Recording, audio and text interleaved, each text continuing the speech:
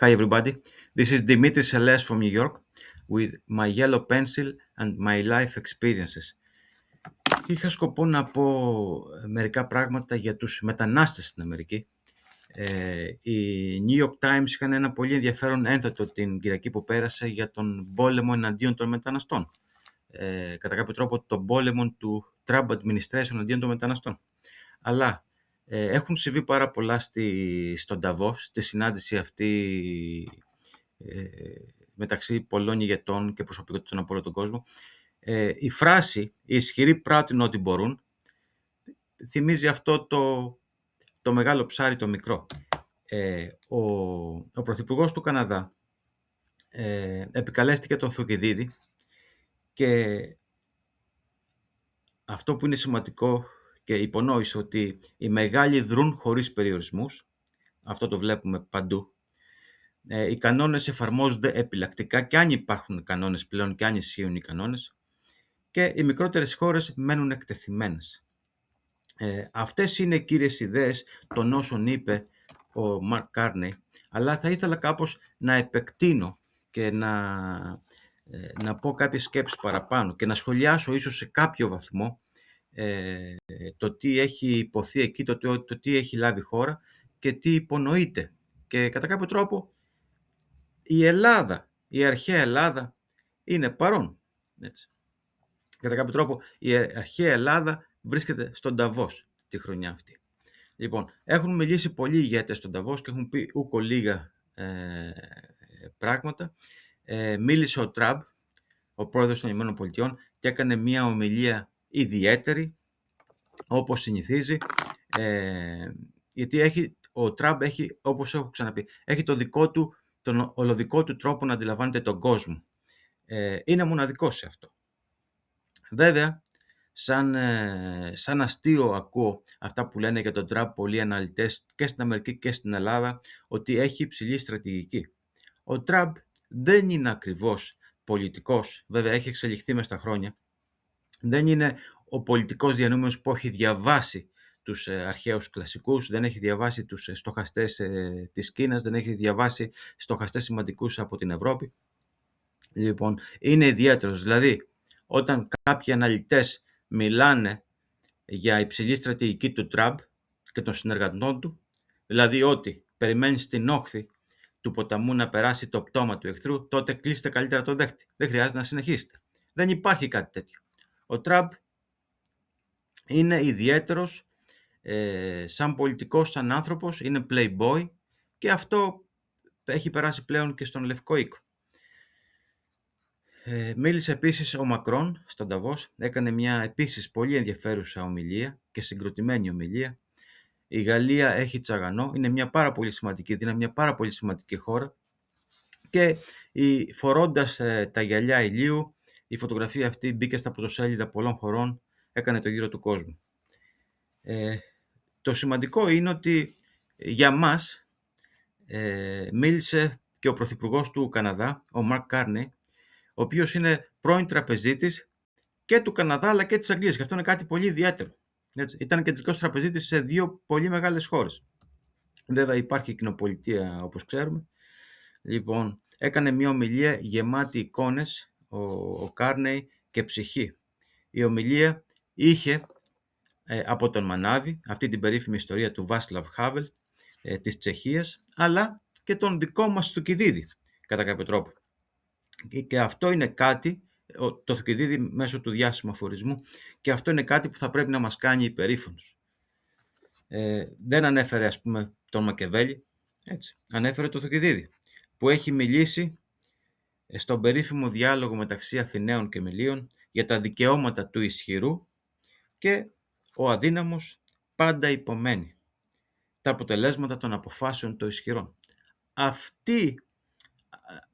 Αυτός ο αφορισμός κατά κάποιο τρόπο περιγράφει τον κόσμο μας, περιγράφει το πώς προχωράει ο σύγχρονος κόσμος κατά κάποιο τρόπο τις τελευταίες 2-3 δεκαετίες, αλλά λόγω της αλλαγής συμπεριφοράς του Λευκού Οίκου φαίνεται πιο έντονο τον τελευταίο χρόνο. Όλοι καταλαβαίνουν πού απευθύνεται ο Καναδάς μέσω του αξιοσέβαστου πρωθυπουργού του τεχνοκράτη αυτού. Λοιπόν, γνωρίζουμε ότι ο Καναδάς συνορεύει με τη ΣΥΠ και οι ΗΠΑ αυτή τη στιγμή έχουν έναν πρόεδρο που είναι ιδιαίτερος και κεντρικός. Έτσι. Αυτό είναι το ευγενικότερο που μπορώ να πω. Αυτό που κάνουν στην Ελλάδα μερικοί που μιλάνε για μεγάλο ηγέτη, παραδείγματος χάρη ο Βορίδης, μίλησε για τον Τραμπ και τον αποκάλεσε μεγάλο ηγέτη και πολύ σημαντικό ηγέτη της Δύσης, που υπερασπίζεται τη Δύση. Λοιπόν, αυτό είναι κάτι που το ακούω ως αστείο. Έτσι. Και είναι σαφώς αστείος και ο Βορίδης στην Ελλάδα. Λοιπόν, ο Τραμπ υπερασπίζεται πρώτα απ' όλα, θα πρέπει να μάθει ο κύριος Βορίδης και πολλοί άλλοι στην Αθήνα, υπερασπίζεται πρώτα τα συμφέροντά του και τα συμφέροντα της billionaires class. Αυτό κάνει. Δεν υπερασπίζεται καμία Δύση. Μπορεί κάποια από τα πράγματα που είπε ο Τραμπ στην αρχή για να μπορέσει να κερδίσει τις εκλογές του 2024 να είναι σωστά, γιατί το είχαν παρακάνει οι δημοκρατικοί στην Αμερική, αλλά ο Τραμπ μυρίζει το χρήμα, ακολουθεί το χρήμα. Έτσι. Και όπως γνωρίζουν όλοι και όπως βλέπουν παρακολουθώντας έντυπα ενημέρωσης, ας πούμε κάποια σημαντικά της Αμερικής, της Αγγλίας και της Γαλλίας, η περιουσία του έχει μεγαλώσει περίπου 1,5 δισεκατομμύριο από την ώρα που εκλέχτηκε, από την ώρα που ορκίστηκε πρόεδρος στις 20 Ιανουαρίου του 2025. Λοιπόν, και για να γυρίσουμε στον περίφημο διάλογο μεταξύ Αθηναίων και Μιλίων, στον διάλογο αυτό αναδεικνύεται η αντίθεση μεταξύ στην ισχύ και το δίκαιο. Λοιπόν, άρα κατά κάποιο τρόπο ξέρουμε σε ποιο γκρουπ είναι κάποιες χώρες όπως ας πούμε η Κίνα, η Ρωσία, η Αμερική και σε ποιο γκρουπ είναι κάποιες άλλες χώρες όπως ο Καναδάς, χώρες μεσαίας δύναμης. Γιατί δυστυχώς ζούμε σε έναν κόσμο που μεγάλες χώρες όπως η ΗΠΑ κυρίως, αλλά και η Ρωσία με όλα αυτά που κάνει στην Ουκρανία, με τον ακροτηριασμό που έχει επιχειρήσει στην Ουκρανία, συμπεριφέρονται σαν αυτοκρατορίες που θέλουν να καταπιούν τους γείτονές τους. Αυτό είναι κάτι που είναι απαράδεκτο και πιστεύω είναι κάτι που έχει ξυπνήσει και τους πιο αθώους, αλλά όχι τους χαζούς. Οι χαζοί ακόμη είναι στο άρμα αυτό ότι όλα πηγαίνουν καλά στον κόσμο. Λοιπόν, και συγγνώμη, η λέξη χαζός δεν είναι προσβλητική, έτσι. Ίσως και να είναι κιόλας. Λοιπόν, έτσι, με όλα αυτά που λέμε και σημειώνουμε εδώ, ο διάλογος αυτός είναι επίκαιρος, γιατί ο διάλογος αυτός είναι μια εικόνα του κόσμου μας και όλων όσων αυτών συμβαίνουν αυτή τη στιγμή. Η Κίνα, από την άλλη, στην άλλη μεριά του κόσμου, ακολουθεί από κοντά με την Ταϊβάν που την θεωρεί δικό της κινέζικο έδαφος. Αυτό που αποκαλούνταν παλιότερα εθνικιστική Κίνα. Και ο Σι από τη δική του μεριά έχει αναφέρει το Θουκυδίδη κάτω από άλλες περιπτώσεις και έχει μιλήσει για την παγίδα του Θουκυδίδη. Έτσι. Που η Κίνα από τη μεριά του πρέπει να αποφύγει. Μπορεί πολλά από όσα έχει σημάνει στο παρελθόν η Ελλάδα ή πολλά που ήταν η Ελλάδα, τα έχει περιγράψει περίφημα και ο Κορνήλιος Καστοριάδης, που εν παρενθέσει βέβαια έχει πει ότι η πολιτική στη ζωή στην Ελλάδα τελειώνει το 404 π.Χ. που σταμάτησε και ο Πελοποννησικός πόλεμος, αλλά αυτό είναι κάτι άλλο. Λοιπόν, και παρά τα τόσα σημαντικά που έχουν υποθεί στην Ελλάδα, πολλά έχουν ξεχαστεί, πολλά σημαντικά έχουν υποθεί και στην Ευρώπη και έχουν επίσης ξεχαστεί. Γιατί στην Ευρώπη, η Ευρώπη είναι ήπειρος του Αριστοτέλη, του Θουκυδίδη και του Ντοστογεύσκη και του Καντ. Λοιπόν, και δυστυχώς στην Ευρώπη υπήρξε το τρομακτικό και φρικιαστικό ολοκαύτωμα εναντίον των Εβραίων, που είναι το μεγαλύτερο έγκλημα που έχει διαπραχτεί στην ιστορία της ανθρωπότητας και ίσως δεν μπορεί πλέον να το συλλάβει καλά και ο ανθρώπινος νους. Αλλά ταυτόχρονα ας πούμε ότι δεν χάθηκαν και τα πάντα. Δεν χάθηκε αυτό το αστήρευτο πνεύμα της αρχαίας Ελλάδας, ακόμη ζει και πειράζει τον κόσμο. Δηλαδή, κατά κάποιο τρόπο, είπαμε στην αρχή, η αρχαία Ελλάδα βρίσκεται πλέον στον Νταβός τη χρονιά αυτή. Λοιπόν, και έτσι ο κόσμος όλος μιλάει για αυτά που σκέφτηκαν οι αρχαίοι Έλληνες. Άρα να πούμε εδώ, να μην πούμε χαίρε Θουκυδίδη αθάνατε και long live Thukydides.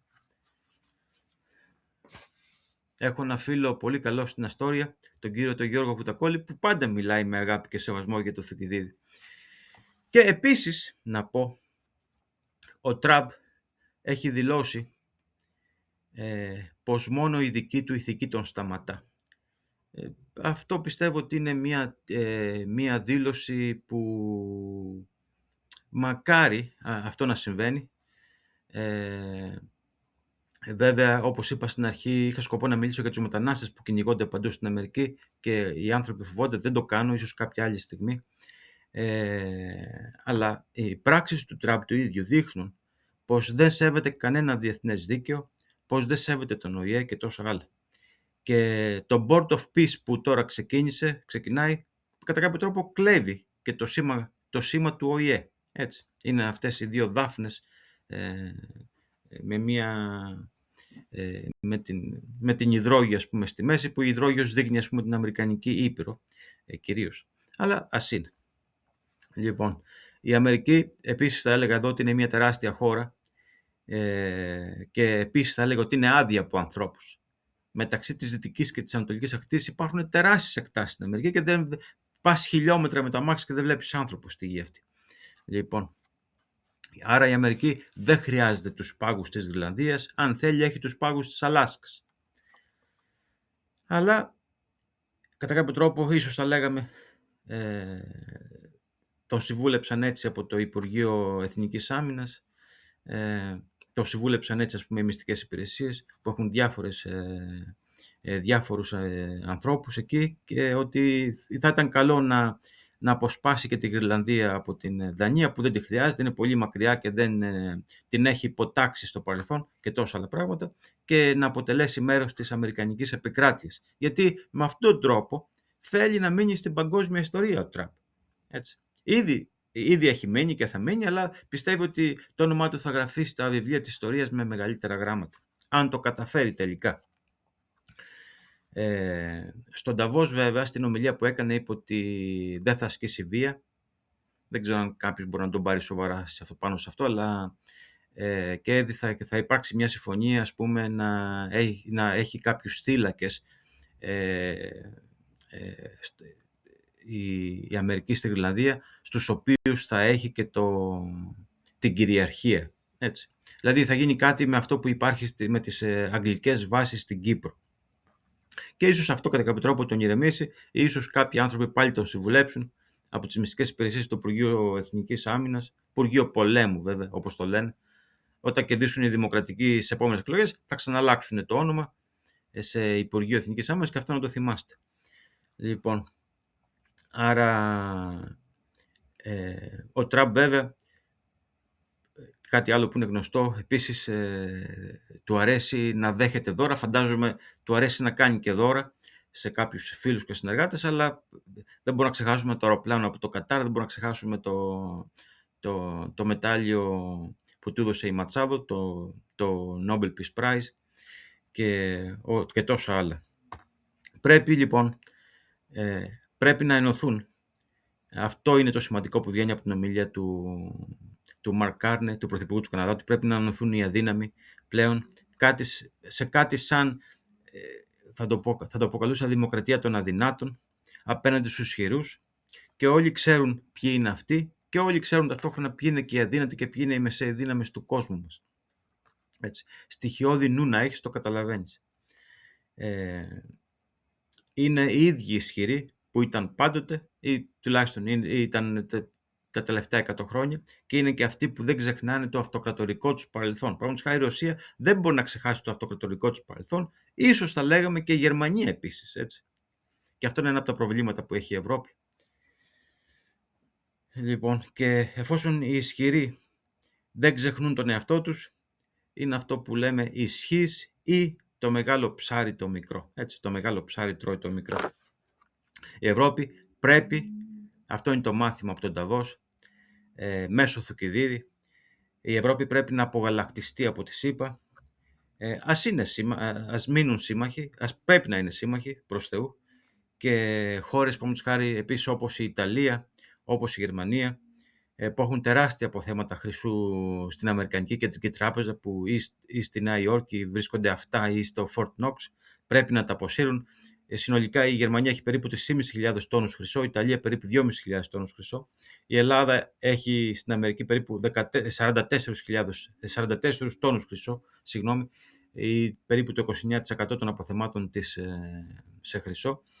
Θα ήταν καλό αυτά να τα αποσύρει, έτσι ώστε να δώσει πλέον η Ευρώπη την εικόνα ότι μπορεί να υπερασπιστεί τον εαυτό της και την αξιοπρέπειά της και την δύναμή της και το ιστορικά της παρελθόν και το ιστορικό της υπόβαθρο.